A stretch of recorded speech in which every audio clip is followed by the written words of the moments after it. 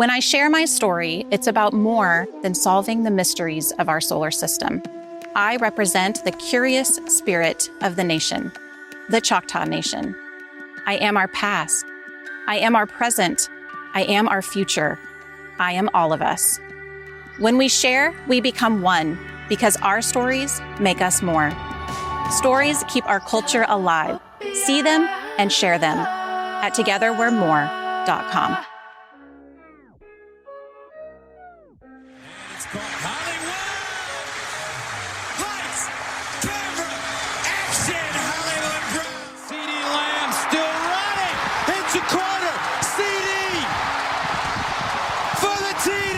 People don't know what it is to be champions. Oklahoma invented it. What's up, everybody? Welcome to Through the Keyhole. Apologies for last week, everybody. Oh boy. Sickness, absence because of Thunder games, which is striking once again today in terms of the Thunder. We'll talk about that in a second. But I, being Brady Trantham, I will apologize to you all. Because we can always do this show with at least two people.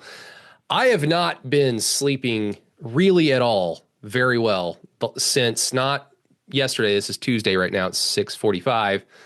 Not yesterday, but last Monday. I have not slept well. I've had 2 or 3 nights where I didn't go to sleep, and Monday night last week was one of them. And so I kind of looked at Tuesday like, as soon as I am done with work, I am going to bed. So I couldn't muster a Through the Keyhole episode. I didn't want to snore on air and give you do a disservice to you guys and to the co-hosts. So yeah, we had to shelve last week. Well, we didn't even record one. So I think it's the first time we've missed an episode in quite a long time. For a while, yeah. Yeah, for a while. That is the voice of Alan Kenny. Alan also slightly under the weather last week, which is why we couldn't even have a solo pod. The Alan Kenny solo pod.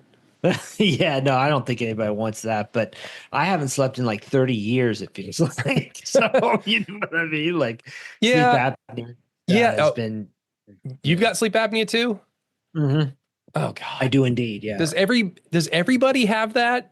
It's like... I bet a lot more people do have it than realize it. It's like white football players and like shoulder injuries. Like every single one of them has a shoulder injury. So every single adult has sleep apnea, or every single man. I don't think I've ever met a woman that had sleep apnea.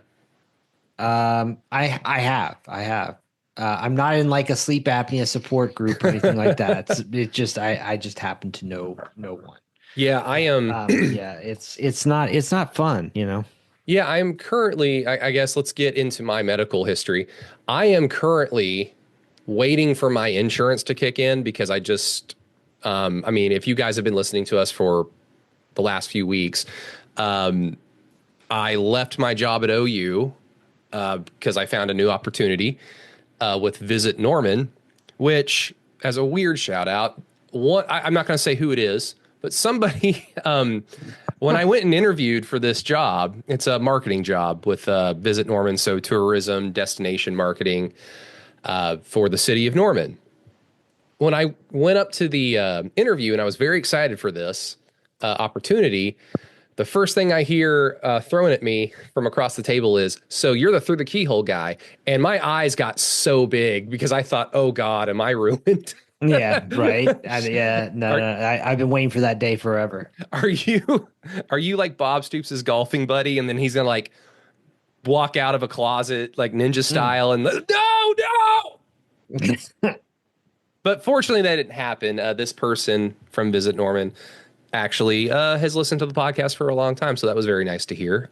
But got the new job, but as you have to in America, I have to wait like a patient little boy for about 60 or 90 days to get onto my new insurance.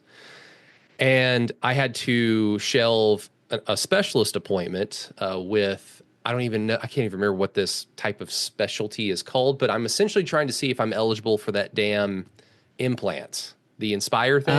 Yeah. For the longest time, like I got diagnosed with sleep apnea back when I was like 26, and I wore a mask for the longest time. And then around the pandemic, I started fasting a lot. I basically just stopped drinking. I was like, I need to stop drinking. Well, yeah. And I started fasting and I lost like 30 or 40 pounds. And then I just started taking off the mask Hmm. and I could not wear it anymore. It was the weirdest thing. But time has passed and I'm like, yeah, I need to reckon with that because my sleep quality has just sucked. And so hopefully I can just get like an Iron Man like chest thing Hmm. so I can sleep like a normal human being. But Yeah, yeah. I thought about doing the Inspire thing. That's just it seems like invasive, you know what I mean? But like sleeping with the mask, it helps me sleep, but not like it's not necessarily. It's just kind of awkward, you know. I mean, there's no way around it. It just feels awkward, you know. yeah, you eventually get used to it. But Yeah. it was always, I mean, again, I was 26. So this was like when Obamacare runs out for you when you're still on your parents' insurance. Yeah. Because, Right. I was just trying to start a media career at the time. So I didn't have a lot of money, let alone insurance. And so I thought, well, if this is running out and I know my dad has sleep apnea and I've been told that I make weird noises when I'm asleep at night, I probably need to go get Hmm. tested. And I thought at that point, not that anyone cares about this, but I'm 26 years old. I'm a stereotypical millennial at the time. I have moved back home after previous relationship I had ended, and I was living with her. So then I moved back home, stereotypical millennial, not a lot of money.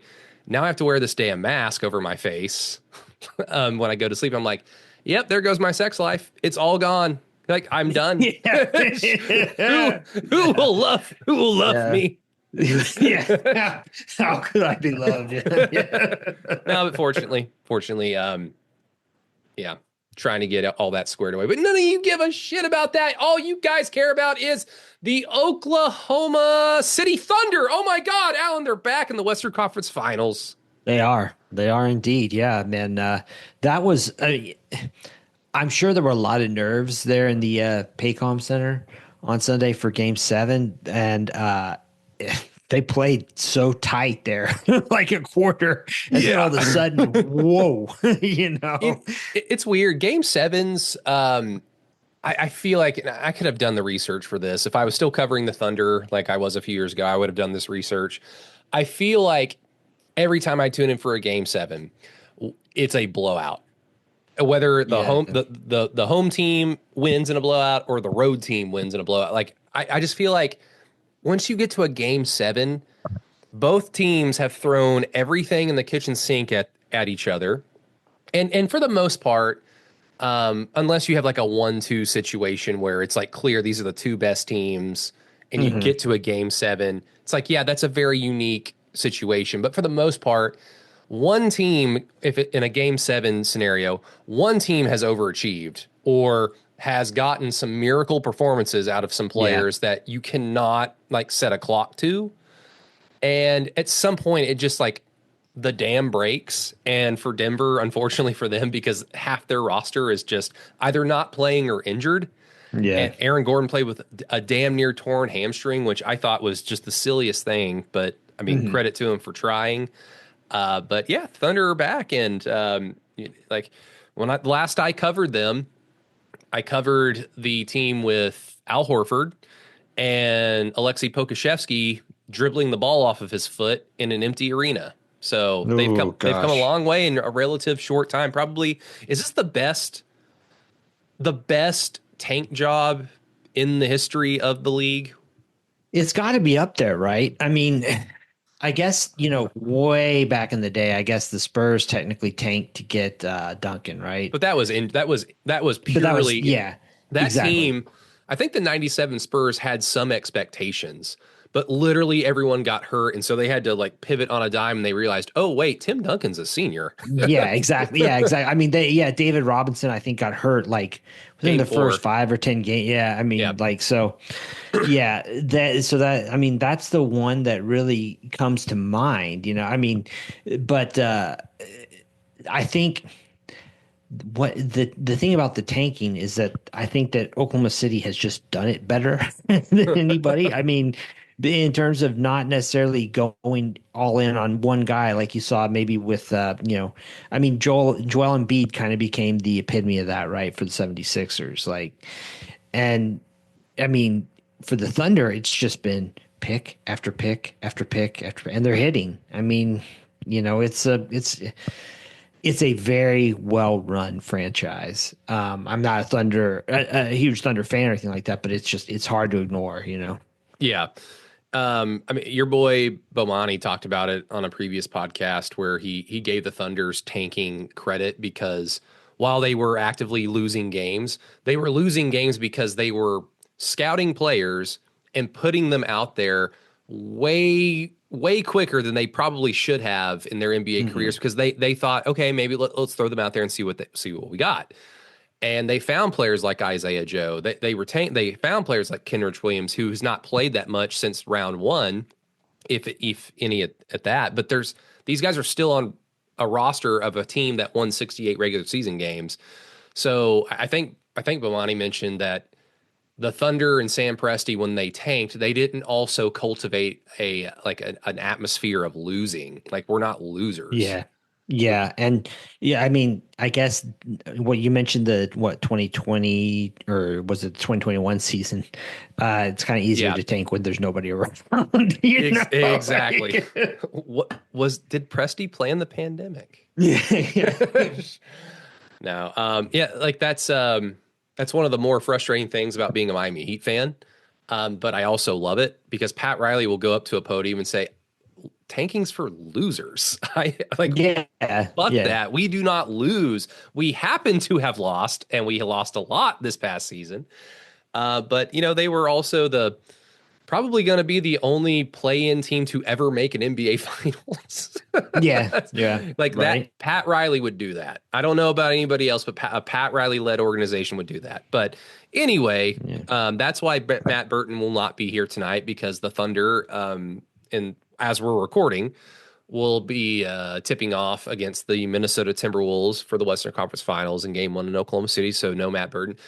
Peyton is in transit. I think he said he was going to be getting off a flight around this time, so he will also not be able to join us. But that's okay. We got two, so we are right back with you. I guess one more thing on the NBA, Alan. It's this was the matchup I wanted really bad last year, but then PJ Washington could not miss.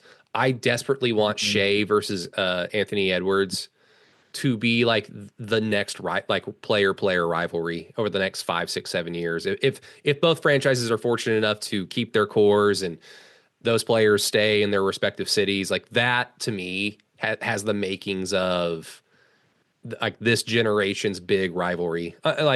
Unless like the Lakers actually build something special with Luka, because Luka is like incredible. Yeah. The thing about it too is that Edwards clearly like relishes these opportunities.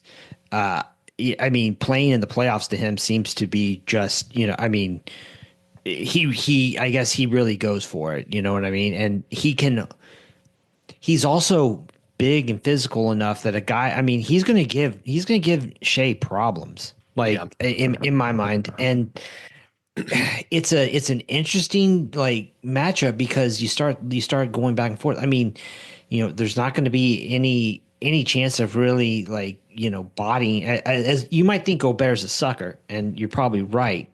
But I mean, his rim protection still is pretty elite. Yeah. I mean, I'm not a big fan of play. I mean, let alone Rudy Gobert. Like I just don't. Of what I know of him personally, which is very little, I'm just talking about his public appearances. I don't like that portion of him that he shares with the public. And I also don't really like players who in tight ball games cannot be on the floor. And it's a fair point. Yeah. And the Thunder have the capability to be spooked by him and lose a game or two because of Rudy Gobert's rim protection, like you talked about. But the Thunder also have the capability of getting his French ass off the floor in crunch time and him being a non-factor. So, and Julius Randle has been such an interesting addition for them though too, because he's so good against the Lakers, right? I mean, and he's one of those guys that I always thought was kind of like just almost like a paycheck type guy. You know what I mean? Like, he's playing for the Knicks, right? And he's, he was putting up the numbers, but it's a different. you're right. He was so good against the Lakers, and just he gives them a. I mean, that's a tough matchup right there. The way he scores the ball. I, I'm jumping the gun on this. I know it because he's going to get the MVP. I think so. I think the NBA will give At him the some MVP point before next season starts. Yeah. Like, let me check Twitter real quick. Have they given it to him right now? Has anything happened? I guess not. Yeah, it has not happened as of yet. So odd. But Shea is the MVP. Shea is a top 6, 7 player in the league. You know, depending on what you think of Giannis, because Giannis, Shea, like I think are kind of in that same level. But when you're talking about top 6, 7, 8 players in the league, you're talking about guys that are good enough to lead their teams to a championship. So don't take that as an insult. You're splitting hairs. At the same time, I kind of think Anthony Edwards is the best player in this series in terms of rising to the moment and not being afraid. And I saw Shea get spooked in the Denver series and not be able to figure out his own. Like I saw that, and Minnesota's going to try to do the same shit.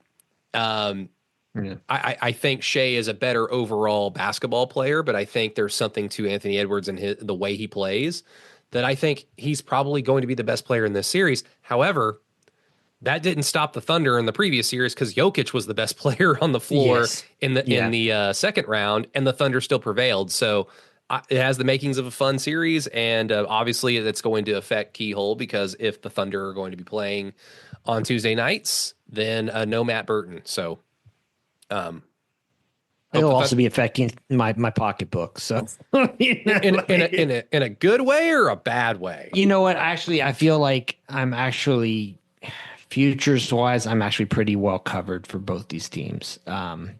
So, Thunder would I'd probably be a little bit better, but I'm in all right shape actually. Well, hell yeah. Unless the Pacers end up winning the whole thing or something. Oh, hell yeah. That would be what's going to happen is the Pacers win the title. That they can't wait for that Pacers Oklahoma City NBA final. I mean, the sad thing is, oh man, like Minnesota is one of the few NBA arenas I never got to go to. Man, I might eat my words. There might be like some like NBA fan listening to Keyhole being like, you don't know ball. I think between the Thunder, the Pacers, and the Knicks, because of Madison Square Garden and the celebrities, you've got 3 very awesome atmospheres that are great on TV and great in person. Yeah, absolutely. I don't know that much about Minnesota. I'm sure their fans are loud and I'm sure their fans are passionate. This is a franchise that's kind of been there in the Kevin Garnett days, but that was a long time ago. But I don't hear much about their like arena, their fan base. Like I hear about the Jazz, just for context. I've never really heard a damn thing about Minnesota. So I think Minnesota, Indiana would probably be like the nightmare scenario for the NBA. Yeah. Something like that, right? Yeah, absolutely. Oh, well. But yeah, no Matt Burton, but we wish him well. Oh, right.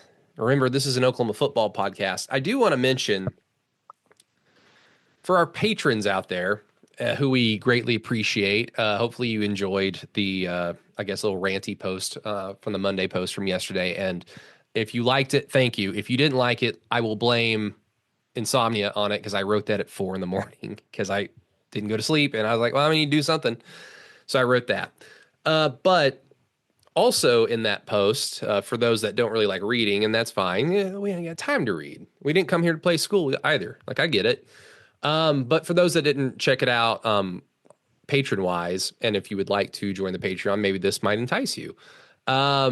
Patreon.com/thekeyhole, by the way. I wanted to bring back some patron interviews, podcasts. I had done, like 5, 6, 7 of them in the off season. I think going into 2020 or 2021, I can't remember. Back in the first year through the Keyhole. And it was basically like if a patron wanted to be on a podcast and talk about the Oklahoma Sooners, whether it be like, because I'd always want to so what made you football fan? And I want to know stuff like that. Sometimes I'd go on with a patron and they'd want to talk about like an opinion of mine. And because, like before I was in media, before I was in radio, before I did podcasts, I would listen to the radio, I'd listen to podcasts. And the whole time I'd be like, I can do that better. Or why does that dude not know the answer to this? Or like, what kind of fucking take is that? So I wanted to tap into that because I'm sure some of our patrons probably say that out loud, or they're listening to me talk or listening to Peyton talk or whatever. So for our patrons, we've already had a few reach out, and I'll get those scheduled in the next few days. If you're a patron, you are eligible to be on a podcast with me, on a Patreon podcast, where we talk about whatever you want to talk about concerning the Oklahoma Sooners. If you come on there and you want to talk about politics, I will politely decline, but without recording it, but I'll talk to you about it if you would like to, just on a Zoom call. But for the most part, patrons eligible to schedule their own little Patreon Oklahoma Sooner conversation with moi. So patreon.com/through the keyhole for that. And I'm looking forward to the next few interviews over the next few weeks, just extra stuff out there. And again, if that doesn't entice you as a non-patron or a non, whatever, like I listen to Through the Keyhole because I want to listen to OU football news topics. We are fans. I'm bringing on a fan to talk about the Oklahoma Sooners. We will no doubt talk about stuff that might interest you. So it's just extra OU football podcast for your listening pleasure as we enter the century mark, Allen. We are at 101 days, I believe, until kickoff. So, oh wow! So here comes all the content for 99 days until the Sooners kick off against Illinois State. Did you know that who was a number 99? Oh, geez, yeah, it'd be somebody from like the 80s, who the only thing over and over. The only 99 football player I know of is Jason Taylor. I can't visualize another football player that wore 99. And I'm sure there's someone out there right now. So like I just mentioned, how does this person not know? Like, let me go to Sooner Stats really quick while we're recording.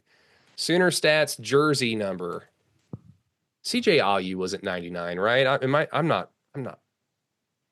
No, he was not. No.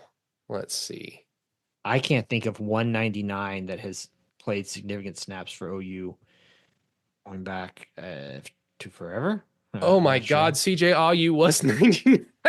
Was he really? Yes. No. Yeah. Okay. CJ Ayu. Let's see. I'll see some names. These are all in alphabetical order. So we're in the 90s. No. Jonte Bumpus. That's a name I remember from like 07, 08. Yeah, I think he goes by a different name now. Marcus Hicks, 2019, 2020. Is Mark Lundquist, was he a good player? He was. No. Chuck Fairbanks.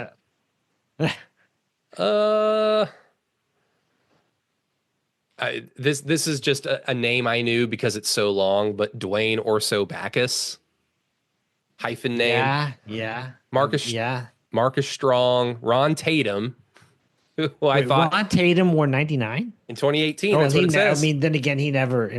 Yeah. And there's not a lot of 99s. Clinton Woods, defensive tackle who played 85, 86, 87, 88. So not a lot of 99s, but look forward to that content on Twitter. Yeah. Scratching, trying to find who number 98 is. But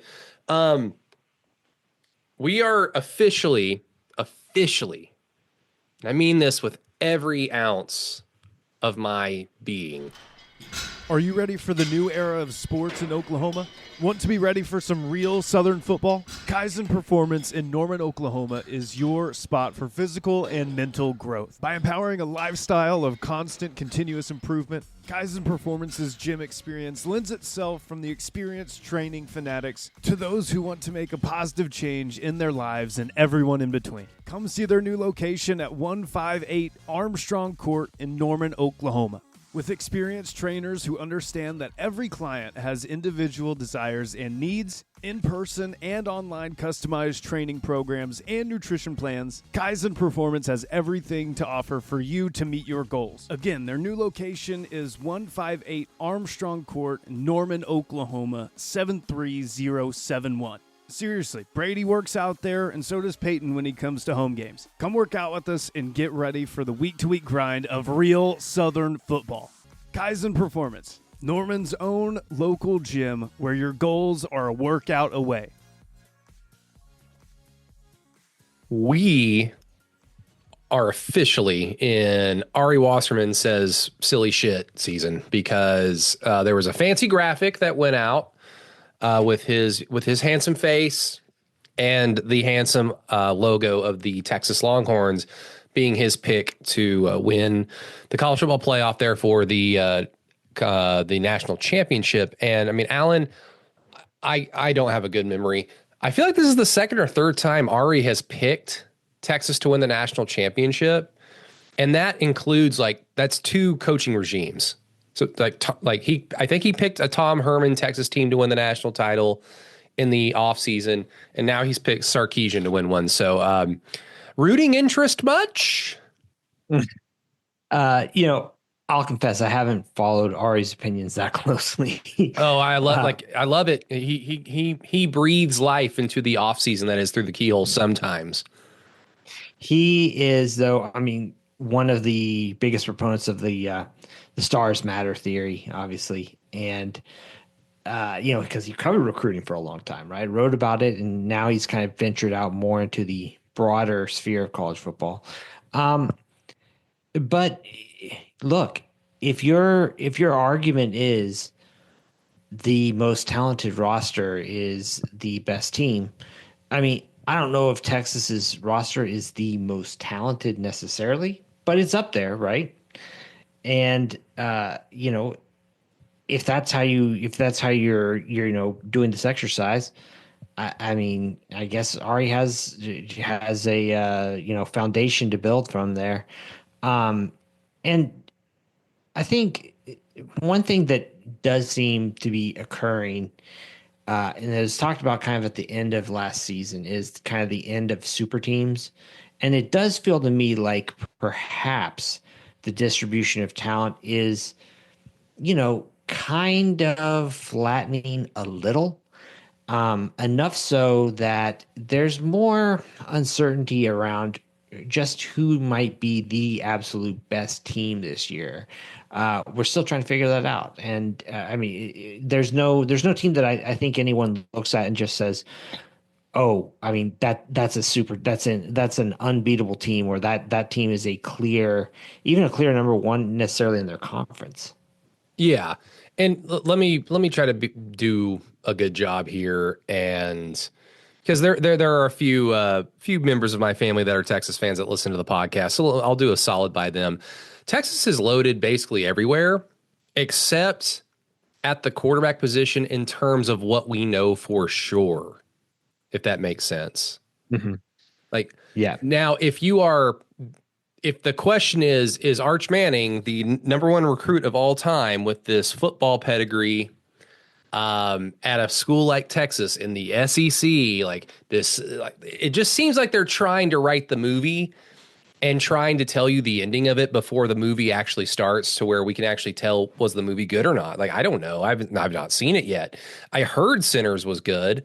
The trailer intrigued me when I first saw it, because the first trailer for Sinners had nothing to do with vampires. And then it got closer to release, and then it released, and then I heard about vampires, and then there was the Haley Steinfeld trailer where she has glowing eyes, and I'm like, oh, is this a horror movie? Then I saw it and I was like, oh, it is actually good. But there was the question in my mind of I don't even know what this movie really is about. We have all these superlatives around Arch Manning. We have this, and especially from a media standpoint, they're wanting to write the story now. They want Arch Manning to be great because boy, will that sell. And boy, is that an easy story to tell. They want Arch Manning to make their lives easy. And so they are just already proclaiming him to be one of, if not the best quarterback in the sport, and to be the number one overall pick in the NFL draft. Like, it is going overboard, Allen. And it's weird because Texas is rather stacked all over the place. Sark has built a great program on offense and defense.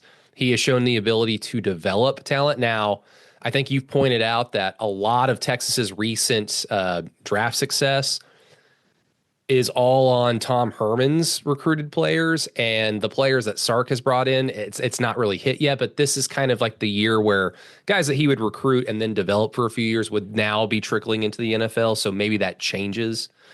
It's certainly going to change for Brent Venables, whether we are good or bad this year, because OU's just they have a lot more draft eligible players after this, after the season, as opposed to the last 2 years. So to me, it's kind of, when I see that, I just kind of laugh and roll my eyes, because I'm like, we have no idea if Arch Manning is amazing or if he's Jackson Arnold. Like, where is he on the spectrum of greatness to Jackson Arnold? Because if he's not in the tier of great, that's where you can start looking at Texas' schedule that looks, kind of simple and easy.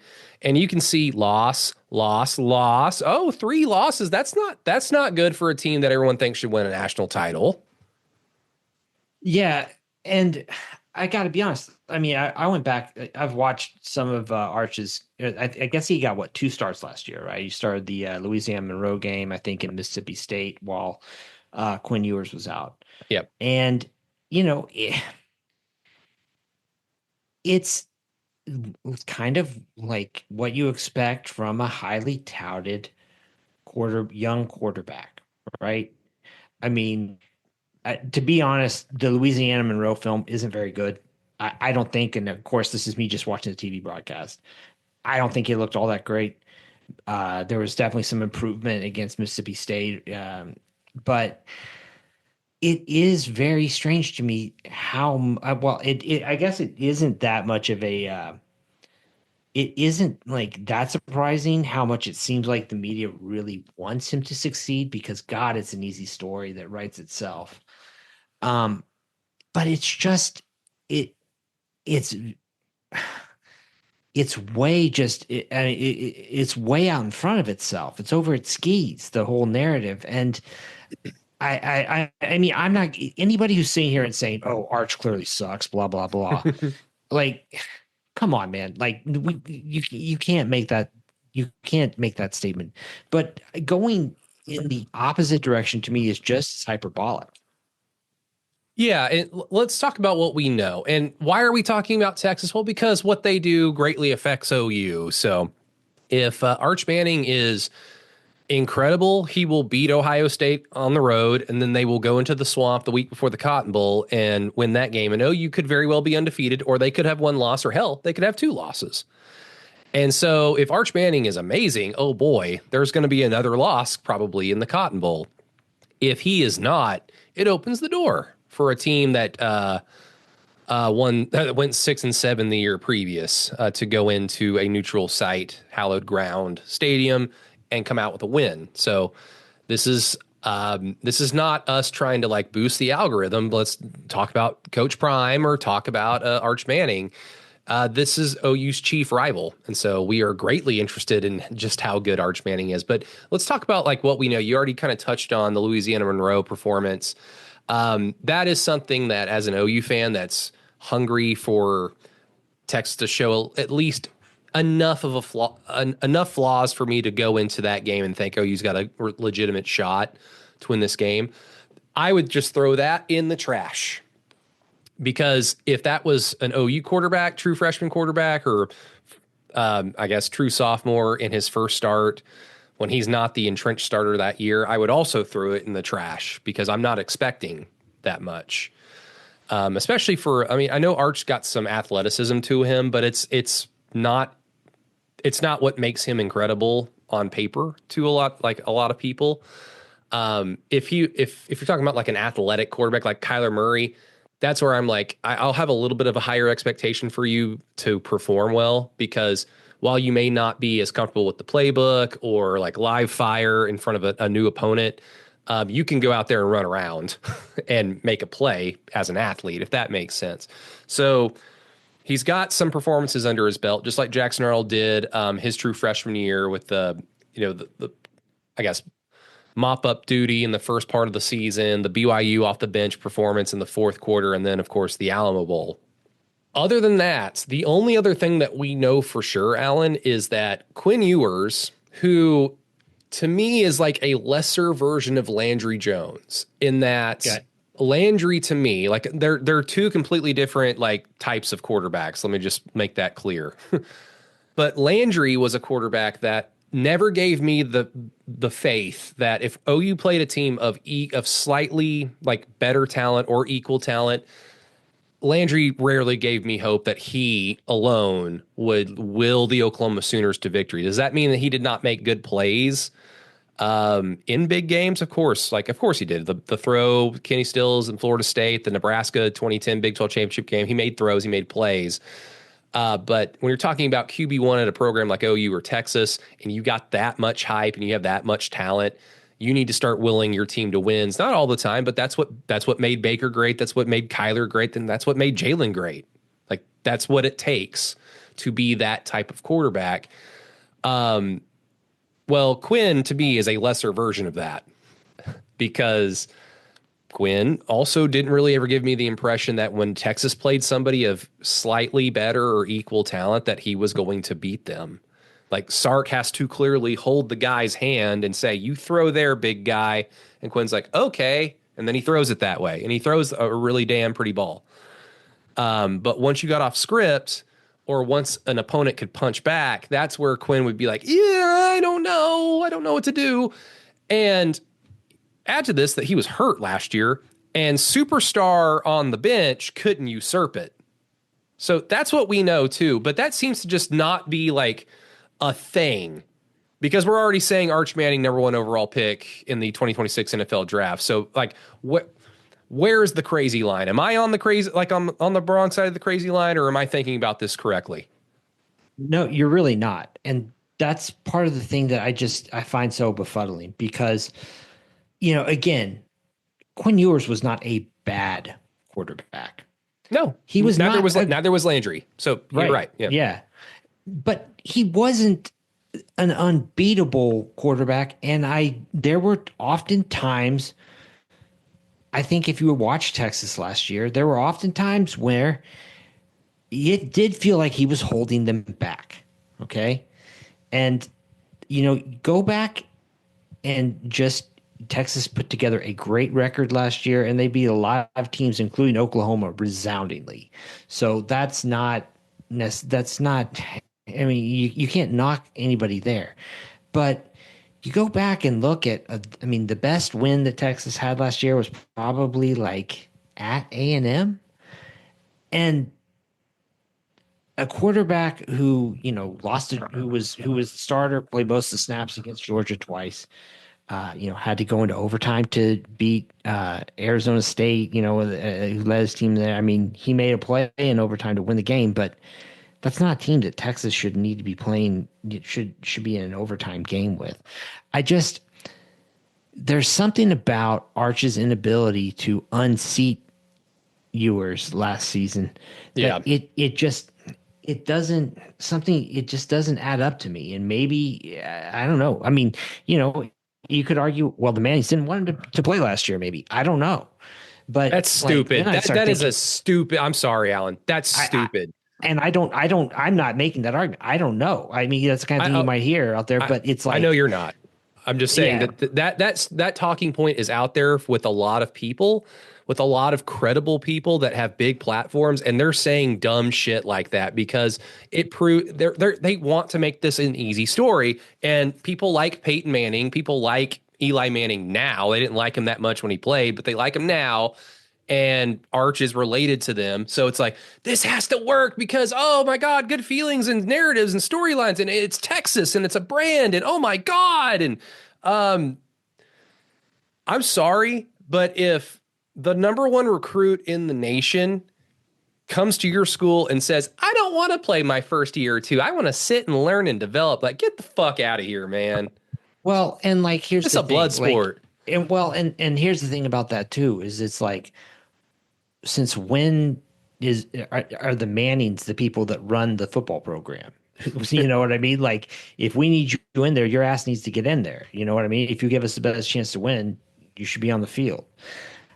And like I said, it there's something odd about that to me, because even look back at, say, I mean, Alabama, okay, 2017, they're there in the national championship game.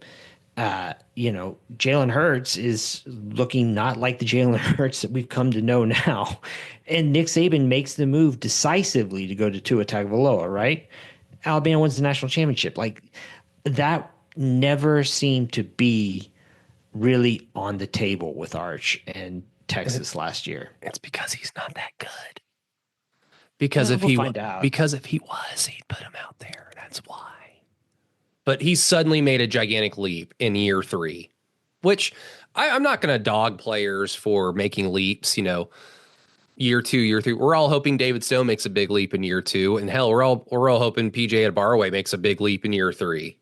And if they do, we'll be like, hell yes. We will not care about the previous years of Jagness out of them.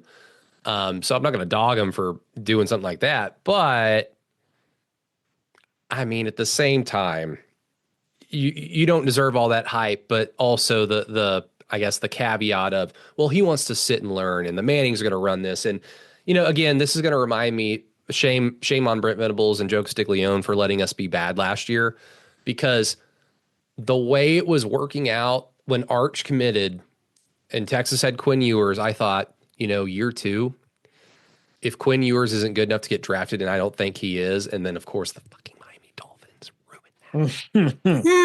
I hate being a Dolphins fan, but he was drafted in the 7th round. I mean, whatevs. But I thought, he's not going to be good enough to, leave early. So there could be a scenario where Arch is there in year 2, if he doesn't transfer, and Quinn Ewers decides to stay. And hopefully we're good and we knock Texas back into a major Applewhite Chris Sims situation where they just, one of you work. Phil Sims is like in Mac Brown's ear telling him to play my son, play my sucky son, so he can throw interceptions to Roy Williams all the time. The real one, not the fake one. But, all this to say, this is the year, the time of the year where you're going to hear why Texas is good. But it's interesting to me, Alan, because I really wonder how Texas fans feel if they're not riding the high. And I can imagine Texas fans are riding the high. And to my family members that listen to this podcast that are Texas fans, I'll pose you this question. What about it, the Arch Manning thing, what about it gives you the confidence that it's just going to be a seamless transition? Because I will remind all of you, we all had very level-headed, optimistic takes about Jackson Arnold, a similarly highly recruited quarterback playing in a system that was very, very, very similar, if not the exact damn same thing, as the system that we thought Seth Luttrell was just going to carry over from Jeff Lebby, and we thought that there was going to be a seamless transition. Jackson Arnold having more talent, quote unquote, than the previous starter being Dylan Gabriel, gave everybody the impression that, maybe in year 1 in the SEC, there's going to be a lot of ups, but there's also going to be a lot of downs. But the ups are going to give us all the impression that the future is going to be incredibly, incredibly bright. So even with that optimism, we all had this understanding, and this was kind of shared throughout, I think, a lot of the national media takes last offseason when they would talk about OU, is there's going to be some bad, but there's going to be some good, because first-year starting quarterback Jackson Arnold, it's going to happen, but there's a lot to be excited for. I'm not seeing that level-headedness when it comes to Archman. It's no, it's a done deal. He's the number 1 overall pick, everyone. And if you don't see that, then shame on you. But, I mean, think about it this way. Think of some weird scenario where Dylan Gabriel decides to stay after getting his bad draft grade, and Jackson Arnold doesn't transfer. And both players go into the offseason, Dylan Gabriel is the entrenched starter, and unless Jackson Arnold plays him off, then that's what it's going to be. There would be a gigantic portion of the fan base that would just proclaim that at some point Jackson is going to play Dylan Gabriel off the field, because we had that conversation 2 years ago when Jackson was a freshman. And to me, if I'm a Texas fan at the same way that I'm an OU fan, I would be talking about that on my Texas Longhorn podcast of, if he's actually this good to go into Ohio State and win week 1, go into the swamp the week before OU. But I mean, Florida being not that very good, their quarterback's really good, but it's a hostile environment, one of the best environments in the SEC. The week before OU Texas, I'm not going to sit here and say, yeah, we're going to be undefeated going into Texas. You know, I would be like, if he's that good, he should have played Quinn Ewers off the field last year, and he didn't. Yeah, that's my holdup on this whole thing. I mean, I've never watched Ewers play and thought, man, that guy, I mean, he's the real deal. He is, day one draft pick type. And so if you're not, I guess if Sark's whole thing is like, oh, well, I mean, he's still winning, I don't want to upset the apple cart or whatever, fine. But I don't know. I saw opportunities last year or times where it felt like, Texas could have used Arch, or could have used a better quarterback, and they stuck with Ewers. But they did. But we're going to find out. I mean, very quickly. Ohio State week 1 for Texas. Since I've at least, and I've bounced it off to you guys, I've gone through kind of the cool little nuance to our schedule, being that none of our opponents have a bye week or a Sanford or the Citadel the week before they play us. Whereas last year, that was basically the case for every opponent outside of 1 or 2. Greg Sankey did us a solid on that one. Texas, I'm just kind of perusing through their schedule. They kind of have a little bit of that OU saw last year. I mean, they have a bye week before the road game at Florida. So they got 4 non-conference games, then a bye week. Then they go to Gainesville to play Florida. Poor Florida, by the way. They also have a bye week before that Texas game. Mm-hmm. But they go to LSU and then to Miami, who I don't know if they're going to be good, but 2 road games against LSU and 1 against a Power 4 team in Miami. Then your week off. Then you come home to Texas and then have to go to Texas A&M. That is awful. Yeah, that's brutal. OU, of course, we play Kent State the week before after having a bye week. So we have essentially 2 bye weeks to prepare for Texas. Kentucky, who did beat Ole Miss last year, who's going to be kind of in a similar spot to what Texas is going to be in this year. They go to South Carolina, to Georgia, then a bye week, but then they get Texas. So, maybe Bob's brother will have something up his sleeve. I don't know. Mississippi State, Tennessee, at College Station, bye week, at Florida, then Texas. Mississippi State's going to suck anyway. Who was the other one? Texas A&M, I think, is the other example. So they've got bye week at Missouri, South Carolina, then Sanford, and then on the road against Texas. So Greg Sankey seems to be trying to balance out the obvious. OU doesn't play any of the shitty teams in the conference outside of Missouri, but they've been kind of good uncharacteristically the last few seasons. Whereas Texas plays clearly a lot of the bad teams in this conference. And last year, OU had all this other schedule crap that didn't help them out. So let's throw a little bit of that to Texas. I mean, come on. So that's at least nice to see.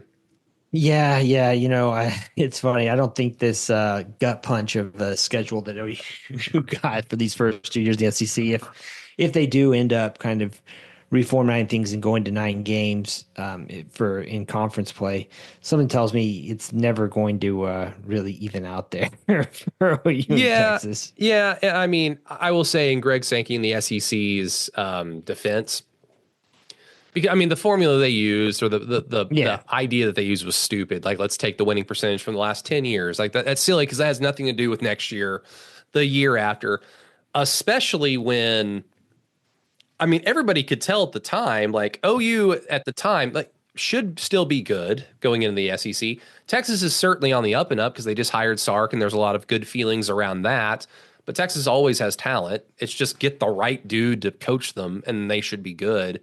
So that last decade where one team was clearly better and the other team was clearly not, like that just seemed like that just seemed like an easy reason to give Texas a soft schedule to justify it. But in the conference's defense, it's not their fault that Joe Castiglione and Brent Venables effed this up. We should have been good. So, if we would have went 8-4 last year, we would have been disappointed, and I'm sure we would have gone on some No Cap Recap podcast last year, like angry as a motherfucker. But 8-4 is still in that conference and that schedule. You retain your honor to an extent. Yeah, it's a fair point. I mean, I would have been, in honesty, I would have been feeling pretty good about 8 wins last year, and I don't say that just with the benefit of hindsight. But what's weird to me, there was a pathway to it. Like there was, yeah. If they had just finished the job against Missouri, they would have beaten Missouri, and maybe this is why they ended up beating Alabama, was because the Missouri game had to happen the way that it did, butterfly effect or whatever. But if everything happened the way that it did, they would have beaten Missouri and then beaten Alabama and then gone into the final game of the regular season like, this team could go 8-4. Yeah. What? Yeah. Of course, if Auburn doesn't throw a pick six in the fourth quarter, maybe OU's not even playing in a bowl. So, Yeah. Look, I've seen interceptions where quarterback just blatantly throws the football to the wrong player.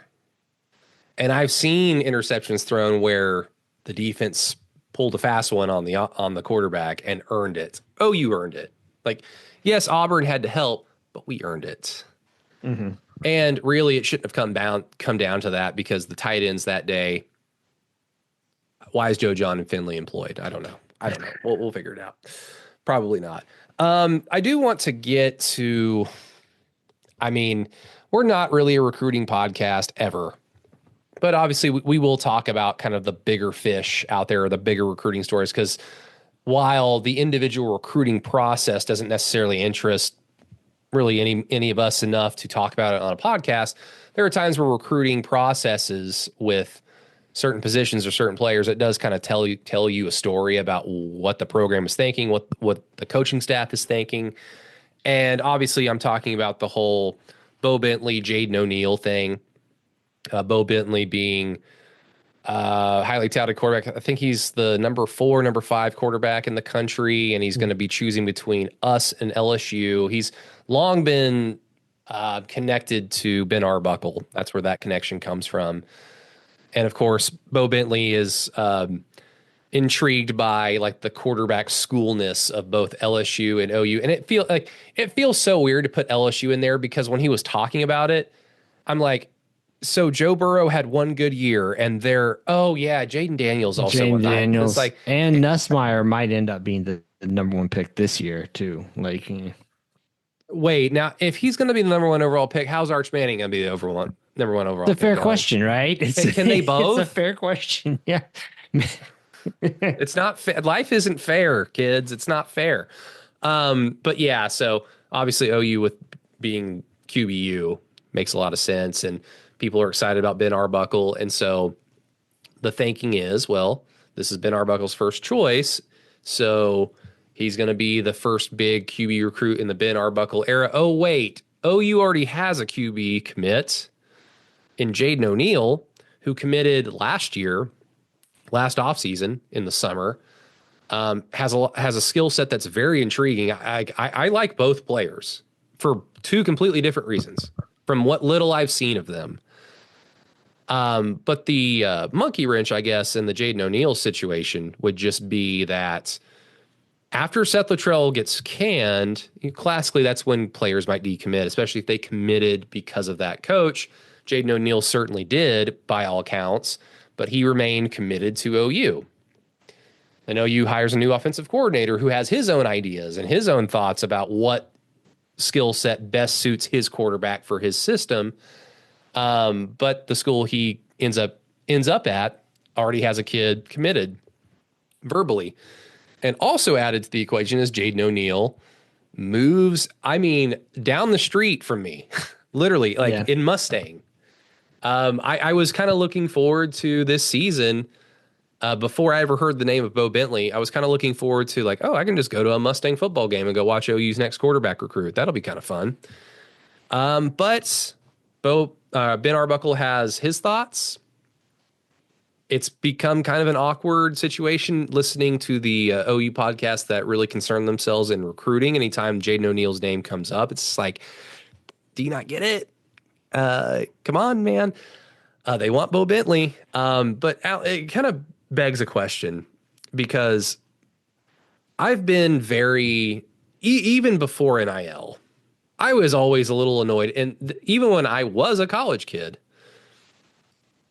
I was not a kid. I was expected to do things like an adult. Now, not to the extent of an adult, of a fully mature adult, but you had to fulfill your responsibilities. You had to go to class, you had to go to work, you had to make money, to pay rent, pay bills. Like you had responsibilities that as a child you don't have to worry about, but now you suddenly have responsibilities and you have to take care of them. I've never been a big proponent of whenever a player gets in trouble, they're just kids, because that's always what you hear. They're just kids. No, they're not. They're not kids. Please stop. And especially now when they're getting paid more money than all of us are going to be making in our entire lives just to play football, they're not kids. Jaden O'Neal is a kid, though, because he's in high school. And he moved across the country to play close to OU. I am very cutthroat OU fan. Jaden O'Neal is not a college football player. So it's this weird gray area where I'm like, I really want to reward loyalty here. But I am also the OU fan who hates how Joe Castiglione is just like, let's hire everybody that we know from the 2000s because the OU family. Yeah, we can do no wrong. Joe John, you're the 6th highest tight end coach in the country for some reason other than you used to play here. Yeah, that's how it works. So how can I have that thought right there, Allen, and be very cutthroat? But when, in this recruiting battle, I'm just like, this is actually tugging at my heartstrings a little bit, as silly as that sounds. Well, I mean, the whole thing is strange to me. And, I think that we look at it in a lot of ways as like, if I'm Jaden O'Neal, my question would be like, why do you want to go to OU now still? Right? I mean, it's a different offensive coordinator. It's not the coordinator you committed to, the guy you committed to in the first place. This guy is looking clearly for something different at the position. So it just sounds to me like I get the idea of like, oh, okay, if your argument is like, I'd want to go in and compete for the job. Okay. I mean, fine. But you got to know you're going to be you're not going to, this isn't what the offensive coordinator is looking for. And in that case, you need to go find a better situation that fits you as opposed to, sticking with this. And so, I mean, if Jane O'Deal is asking my advice, that would be it. Right now, I don't think there's anybody who's tied to college football or who follows recruiting or this kind of situation, who really thinks that Jaden O'Neal is going to end up as OU's quarterback, which kind of makes the whole thing, this, ongoing attachment between the two, just kind of weird, right? Yeah. Now, like the answer we don't know is from the question of who's better. People are going to have their opinions. I think Bo Bentley is certainly rated higher than him. And I completely understand it. And I think in this instance, it's like 51% of me believes this. Ben Arbuckle's our offensive coordinator. And if he thinks that this guy is better suited, being Bo Bentley, then so be it. Like that's who OU needs to get in this situation, and they need to be professional about it and let Jaden O'Neal know as soon as possible and not like leave him out to dry. But because also like there's also the angle of, like we've talked about, Brent Venables and to an extent Joe Castiglione, they are putting all their eggs in Ben Arbuckle's basket. So if that's what the situation is, then Ben Arbuckle should have full capability to say like, yeah, I want Bo Bentley. I don't want Jaden O'Neal. No disrespect. So, I mean, it's out there. It's weird. Whatever quarterback OU ends up with, I'm going to be happy and excited for. But man, this is just I don't know. Jaden seems to have I've seen some interviews with him. He just seems like a very positive kid. And so, and again, he's a kid because he's in high school. Right. It And just, like, I don't know behind the scenes, like maybe Brent Venables or the coaching staff is trying to help him find another place to land. Right. I mean, the one thing that has been reported recently, I believe that Bentley is coming to OU for an official visit in June. And he's the last visit, I believe, on his, like, he's yeah, got LSU first and then us. And yeah, and yeah, it'll be one of those two. I think is the conventional wisdom here, right? I mean, what is that? If you're Jade O'Neal, what does that tell you, right? Like, it's kind of. I mean, I don't know. Just it's an awkward thing, but it does seem like for all parties involved, the best thing here is to split, and I guess we'll just have to wait and see when that comes. yeah. Here's an off the wall question for you, Alan. As we try to find or discern some like roster building philosophy, because I think generally speaking, all of our understandings was you want to recruit 85% of your players, and then the remaining percentage would be left over for portal guys. So basically, like, okay, we lost like 3 guys in the secondary, so we need to add like some entrenched starters. We're excited about these young kids, but we need like an entrenched starter with experience. So, like in that example, or of course, you lose a quarterback and there's one out there ready, waiting in the wings that is interested in coming. Like, yeah, you go in there and grab that. That's not necessarily been the case under Brent Venables, as you've kind of laid out over the last few weeks on your Blatant Homerism column, which you can find on keyholepod.com. So go check those out. That's not necessarily been the case. It's been what? I mean, do you know the exact percentage in terms of recruited players to portal players? Because I know you have the raw total. You've had that down. I think it's been around like 40%. So it's I mean, Too and large. like, yeah, it's in my mind, yes, too large. Yeah. Well, considering, and this is a very reactive opinion or take, and I don't necessarily 100% agree with it, but I just wanted to see what you thought about this. Considering the Jackson Arnold experience, where we had like we recruited the next great OU quarterback who's going to be here for 2-3 years, go to the NFL, help us win a lot of games, put us in this best position to win a national championship. And we know how that ended up. Is quarterback not just the one position where you could probably say, if you're a GM, if you're Jim Nagy, if you're some coaches, man, like, screw recruiting them. I want quarterbacks that have proven it, because it sets you back so much if you have a bust at the quarterback position, a 5-star bust out at the quarterback position. And unless you have Caleb Williams sitting on the bench, it sets you back so much, because, I mean, OU's just now getting verbal commits for 2026. Not one of them is on offense. And there's a reason for that. And that's just not my thing. Like, Josh McCuistion on Sooner Scoop talks about that all the time on their podcast, where OU is having to recruit against a lot of negative recruiting that is well-founded. Don't commit there. They might get fired. And that's not just a rival coach just saying mean things about OU. Like, we're talking about shit like that on an OU football podcast. So it's interesting to me that, Ben Arbuckle being 29, being young, being a little bit more, I guess, willing to adapt to the changing landscape. Like, I wonder if that ever will become a thing where an offensive coordinator with an exciting offense, with a highly potent offense, says, yeah, I don't really want to recruit quarterbacks out of high school. I just want to grab them out of the portal. Yeah, I mean, I do feel like quarterback seems to be the one position where coaches can get a better sense of what they're working with, through the portal. It just seems to be the one where, there's a higher hit rate here.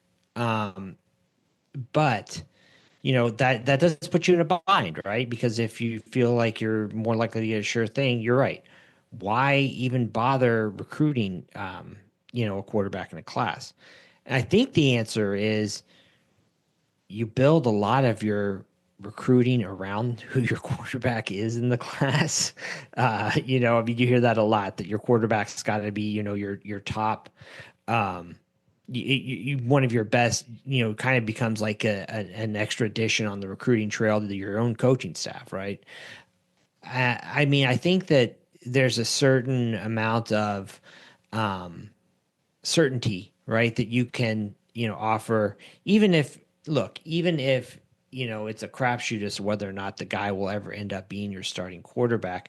I think you can sell that perhaps to other recruits in the class as being, more, I don't know, just a more of a sure thing, as opposed to, oh, well, we don't know who will be the quarterback every year. We're just going to go into the portal every season. And then on top Yeah. of that, you do potentially miss out on that quarterback who does stick around, who isn't interested in transferring, or who does, I mean, because you'd rather have that than having to go to hat in hand into the market every year, right?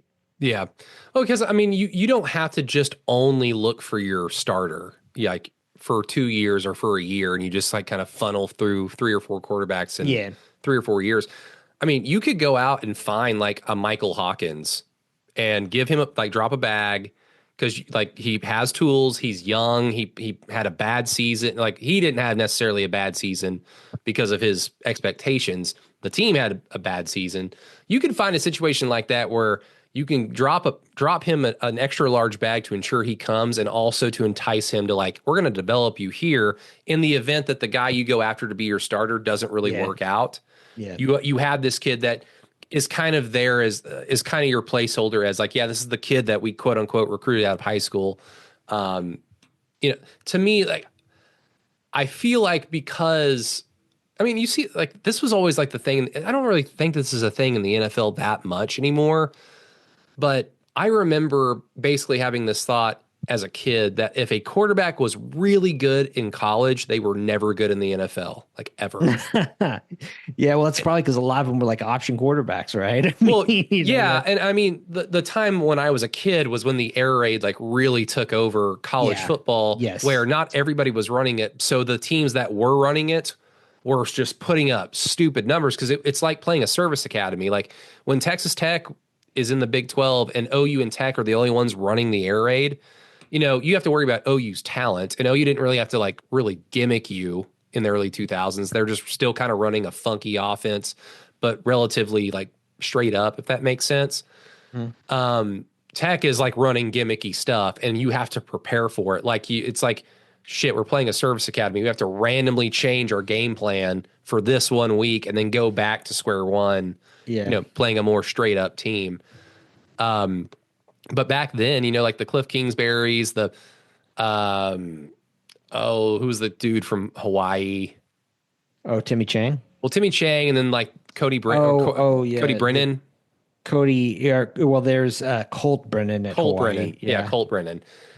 Colt Brennan. I mean, hell, OU's string of quarterbacks. I mean, Sam was such a shock in the NFL to me when he was healthy, that he was actually that good.